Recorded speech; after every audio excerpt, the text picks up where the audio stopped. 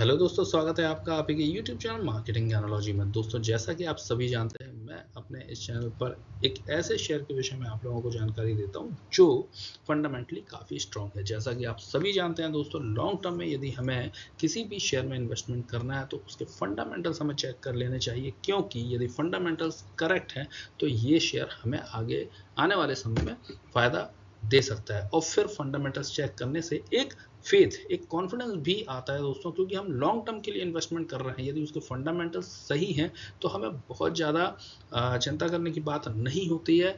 बीच बीच में हम उस शेयर पे निगरानी ज़रूर रखते हैं, लेकिन यदि फंडामेंटल स्ट्रॉन्ग है तो हमें यहाँ पर इस चीज़ की ज़्यादा उम्मीद होती है कि आने वाले समय में ये जो शेयर है काफ़ी अच्छा रिटर्न हमें दे सकता है। वैसे इसकी सुनिश्चितता तो कोई भी तय नहीं कर सकता। जैसा कि आप सभी जानते हैं कि शेयर मार्केट जो है वो अनिश्चितताओं का सागर है, लेकिन फिर भी यदि हमने फंडामेंटल्स चेक किए हैं, फंडामेंटल्स करेक्ट हैं, तो हम उन अनिश्चितताओं की एक लिमिट तय कर सकते हैं और हम एक कैलकुलेटेड रिस्क ले सकते हैं। तो दोस्तों, जानते हैं कि ऐसे ही शेयर के विषय में जो काफ़ी अच्छा है, फंडामेंटल मतलब काफ़ी क्लियर है, इसके काफ़ी स्ट्रॉन्ग है और आगे आने वाले समय में हमें अच्छा प्रॉफिट भी दे सकता है। तो चलिए दोस्तों, बात करते हैं उस कंपनी के विषय में। जिस कंपनी के विषय में मैं आपसे आज बात करने जा रहा हूँ वो है गुजरात स्टेट पेट्रोनेट कंपनी। जैसा कि आप देख पा रहे हैं, ये पब्लिक सेक्टर की कंपनी है, गवर्नमेंट अंडरटेकिंग कंपनी है और in the business of transmission of natural gas through pipeline के बिजनेस में इन्वॉल्व है ना। और साथ में ये कंपनी जो है विंड मिल के थ्रू इलेक्ट्रिसिटी जनरेशन का भी काम करती है।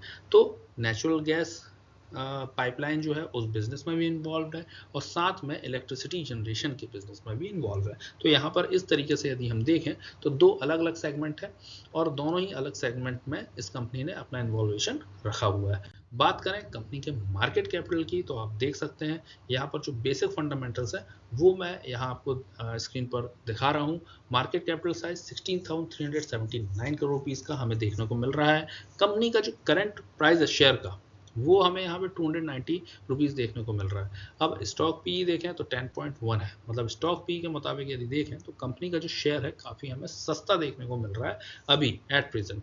और कंपनी का 52 वीक हाई प्राइस देखें तो 407 रुपीज़ तक ये देख गया है और 52 वीक लो प्राइस भी यहाँ पे 254 रुपीज़ तक हमें देखने को मिला है। अब अगर हम बात करें करंट प्राइस की, तो आप देख सकते हैं करंट प्राइस जो है 52 वीक लो प्राइस के इर्द गिर्द ही है अभी। और कंपनी का जो पी है वो भी अभी हमें एज एन इन्वेस्टर यदि मैं देखूं तो हमें काफ़ी अच्छा देखने को मिल रहा है। अभी काफ़ी सस्ता शेयर हमें यहाँ देखने को मिल रहा है। बुक वैल्यू देखें तो 192 रुपीज़ यहाँ देखने को मिल रही है और इस तरीके से यदि प्राइस टू बुक वैल्यू की बात करें तो 1.57 है, मतलब बुक वैल्यू के मुताबिक भी ये शेयर बहुत ज़्यादा अभी महंगा हमें देखने को नहीं मिल रहा है। इंडस्ट्री पी के अगेंस्ट यदि हम देखें तो इंडस्ट्री का जो पी है 15.7 है और उसके अगेंस्ट में स्टॉक का पी 10.1 है। तो काफ़ी अच्छा वैल्यूएशन है स्टॉक पी और पी वैल्यू के हिसाब से इस पर्टिकुलर शेयर का। अगर इंट्रिंसिक वैल्यू की बात करें कंपनी के फंडामेंटल्स के अनुसार, जो इस कंपनी का जो फेयर वैल्यू, जो इंट्रिंसिक वैल्यू है वो 393 रुपीज़ देखने को मिल रही है और कंपनी का जो शेयर है प्रेजेंटली वो चल रहा है 290 रुपीज़ में। तो इस तरीके से इंट्रिंसिक वैल्यू से भी ये शेयर हमें काफ़ी कम वैल्यू में अभी एट प्रेजेंट देखने को मिल रहा है मार्केट में। बात करें दोस्तों कुछ अदर फंडामेंटल्स की, तो कंपनी के जो प्रमोटर्स की होल्डिंग है उसमें आप देखें कोई भी शेयर होल्डिंग जो है वो प्लेज अवस्था में नहीं है। कोई भी शेयर यहाँ पर प्लेज नहीं है। चेंज इन प्रमोटर्स यहाँ पर हमें नहीं देखने को मिल रहा है।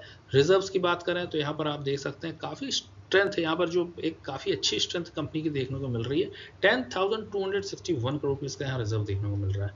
उसके अगेंस्ट में जो डेट है वो 140 करोड़ रुपीज़ मात्र हमें देखने को मिल रहा है। तो इस तरीके से डेट टू इक्विटी रेशियो मात्र 0.01 है। तो यहाँ पर आप देख सकते हैं कि कंपनी का जो कैपिटल साइज है वो मोर देन 16,000 करोड़ रुपीज़ है। रिजर्व्स जो है वो मोर देन 10,000 करोड़ रुपीज़ है। उसके अगेंस्ट में डेट काफ़ी कम है, लगभग ना के मुताबिक डेट कहा जा सकता है। और इस तरीके से डेट टू इक्विटी रेशियो भी 0.01 है, जो कि काफ़ी एज एन इन्वेस्टर यदि मैं देखूँ तो मेरे लिए कंपनी का एक यहाँ पर प्लस पॉइंट देखने को मिल रहा है।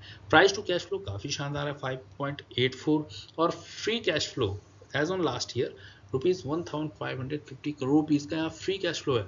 तो दोस्तों कंपनी के पास कैश की कोई भी दिक्कत नहीं है, लिक्विडिटी की यहाँ पर कोई भी प्रॉब्लम नज़र नहीं आ रही है। तो ये भी एक काफ़ी अच्छा पॉइंट यहाँ देखने को मिल रहा है, ये भी फंडामेंटल बहुत ही सॉलिड है।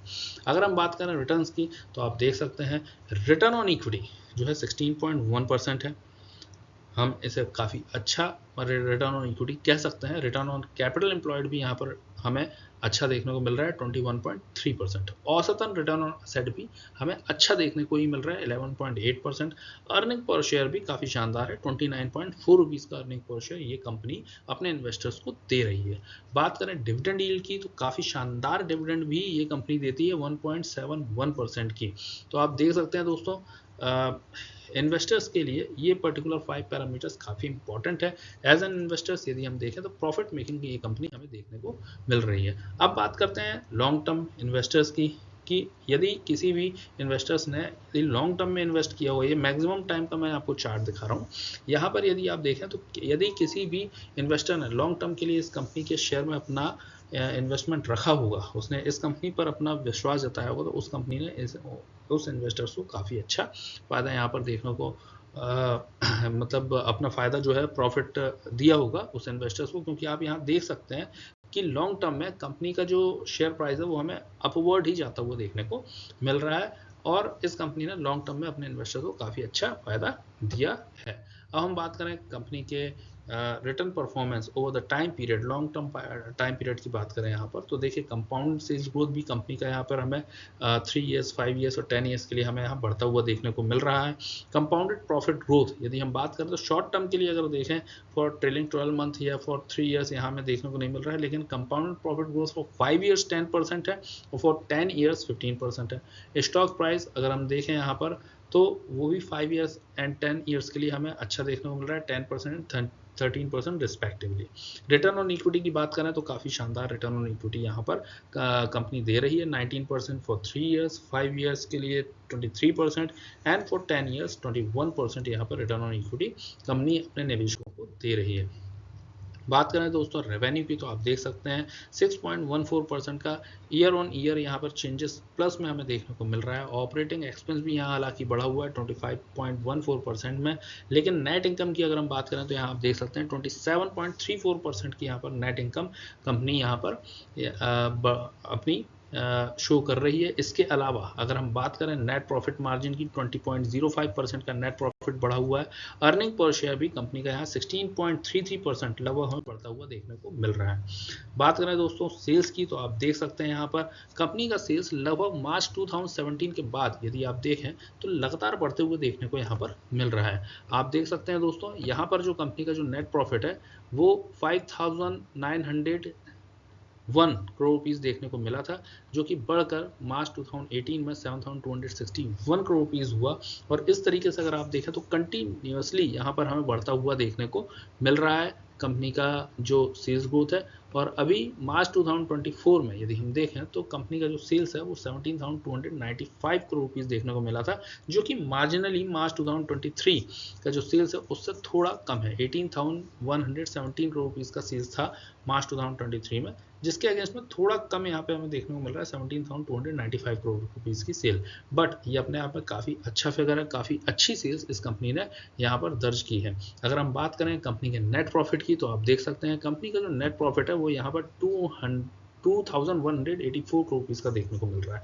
तो यहाँ पर कंपनी के नेट प्रॉफिट में भी अगर हम देखें तो यहाँ पर आप कंटिन्यू देखें मार्च 2016 के बाद से हमें यहाँ पर बढ़ोतरी देखने को मिल रही है। हालांकि सबसे अच्छा जो यहाँ पर नेट प्रॉफिट है वो मार्च 2023 में रिकॉर्ड किया गया था 2,342 करोड़ रुपीज़ का, और मार्च 2024 में 2,184 करोड़ रुपीज़ यहाँ हमें देखने को मिला है, जो कि एक अच्छा नेट प्रॉफिट है। अगर हम बात करें कंपनी के शेयर कैपिटल की तो आप देख सकते हैं कंपनी के शेयर कैपिटल में हमें बहुत ज़्यादा वेरिएंसेस देखने को नहीं मिल रहा है, लेकिन यहाँ पर दो फैक्टर जो हम देखेंगे जो कि कंपनी की स्ट्रेंथ को दर्शा रहा है। आप देखिए रिजर्व्स जो हैं कंपनी के वो कंटिन्यू यहाँ बढ़ रहे हैं। स्पेशली यदि आप देखें मार्च 2018 के बाद आप देखें यहाँ पर कंपनी का जो रिजर्व है वो हमें कंटिन्यू यहाँ पर आप देखिए बढ़ता हुआ देखने को मिल रहा है। आप देखें यहाँ पर आप मार्च 2022 में 7,355 करोड़ रुपीज़ का हुआ, उसके बाद 8,885 करोड़ रुपीज़ का हो गया, और मार्च 2024 की बात करें तो 10,261 करोड़ रुपीज़ का यहाँ पर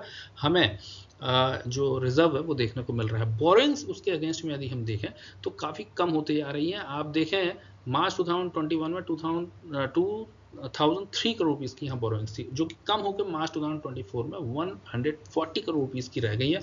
तो आप देख सकते हैं कंपनी ने अपने बोरोइंग्स को, अपने कर्ज को बहुत ही जल्दी कम किया है और रिजर्व्स को काफ़ी अच्छा यहाँ पर बढ़ाया है। तो ये भी अगर देखें एज एन इन्वेस्टर तो ये बहुत ही अच्छा पॉइंट है और कंपनी के फंडामेंटल्स, स्ट्रॉन्ग फंडामेंटल्स को दिखाता है।